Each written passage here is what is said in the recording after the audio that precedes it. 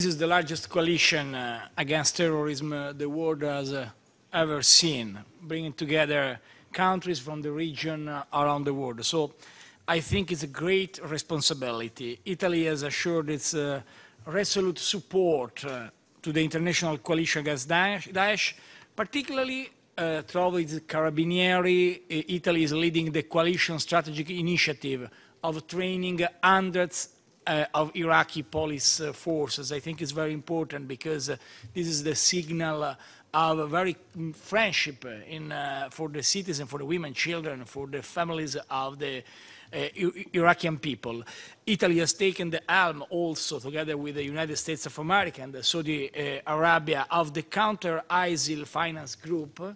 And it's very important underlying some of initiatives in this sector, the new financial sanction, the initiative particularly for the restrictive measures also in our country for self-trained jihadists and foreign terrorist fighters. I think this is a particular but very important. And also we are asking coalition partners to focus on external donation in order to prevent terrorist abuse on non-profit organizations.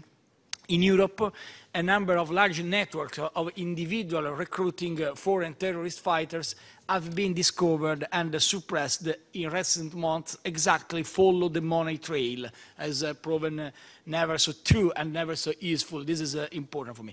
Just 4 brief remarks. First, culture. I'm really surprised, because a lot of attacks are against Museum, Bardo in Tunisia, against Palmyra, against school in Peshawar and in other countries. So culture is our identity. Italy is leading the efforts with UNESCO to defend also this part of this field of discussion.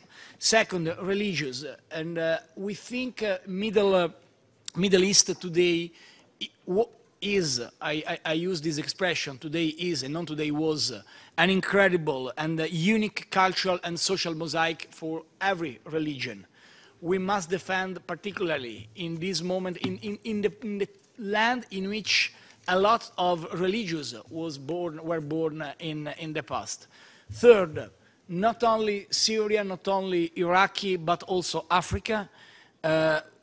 For us, for Italians, obviously the priority is Libya situation, we know, but also the sub-Saharan situation in Africa, particularly with Firouge, who combine together a lot of different extremists. And for my personal consideration, I listened yesterday your consideration, Mr. President, about social network, and I agree, obviously, totally with you. Social network is the place of freedom, is an incredible opportunity, and the people arrive. And I very appreciated the words of Barack Obama yesterday about it. Obviously, everyone is worried for the risks also of social media and social network as a way of recruiting of new terrorists, particularly in our continent, in Europe, in which self-trained jihadists decide to make some intervention and terrorist attack exactly with this approach.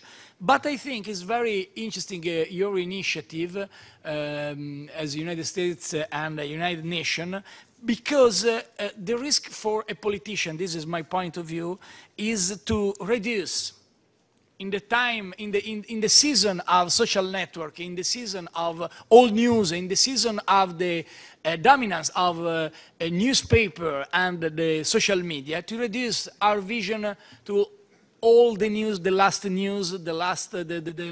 press agency, the risk to approach this great question without a comprehensive and, say, a global approach.